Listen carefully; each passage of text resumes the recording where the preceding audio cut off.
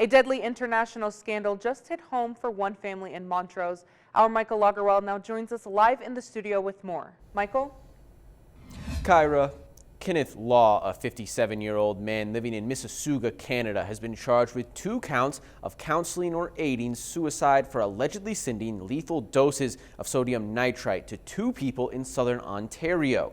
But Canadian law enforcement say they also believe Law is connected to sending 1,200 so-called suicide kits to people in 40 different countries, including one 20-year-old woman in Montrose.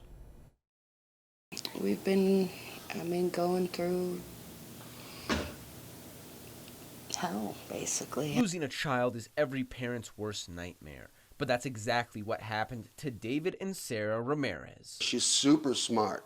Really, really smart, exceedingly smart, super kind person. 20-year-old Noelle Ramirez struggled with mental health, and despite countless doctors and hospital visits, she took her life just months before her 21st birthday. She snuck out her window, and she walked to the park that's 2 blocks away, and basically died in that park. The Ramirez family began working through the pain of losing their only daughter to suicide.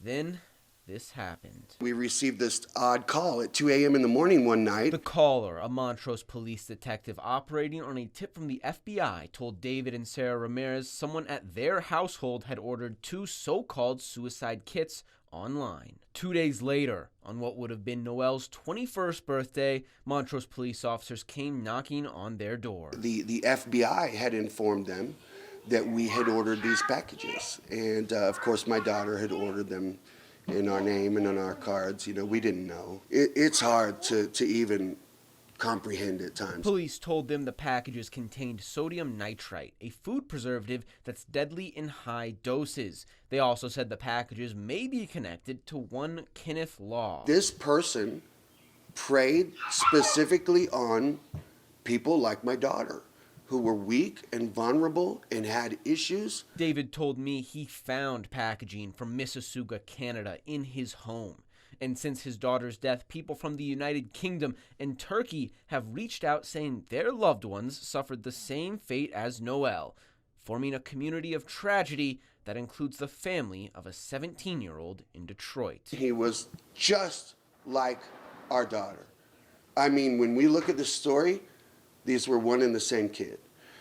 And he took this poison and he ran into his mother's bedroom saying, "I need to go to the hospital." And she said, "Why, baby?" And he said, "I took something."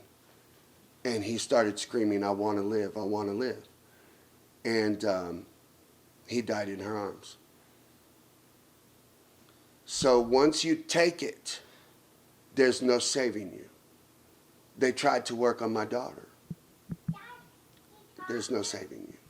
Now, David says he just wants change and improved mental health services. The suicide lines and the hotlines and all this thing, let me tell you, my friends, my daughter was never calling a phone number saying I'm in danger, I'm at risk. To her, there was nothing wrong with this. Now, multiple Canadian news outlets are reporting that Kenneth Law will appear in court on Wednesday. Right now, he faces 2 counts of counseling or aiding suicide, each count carrying up to 14 years in prison. But more charges could be coming soon, as Deputy Mark Andrews of Peel Regional Police says they believe there to be more victims. We here at Fox 4 News will keep investigating this breaking story. Fox 4 News' Michael Logerwell reporting. Kyra. Thanks, Michael.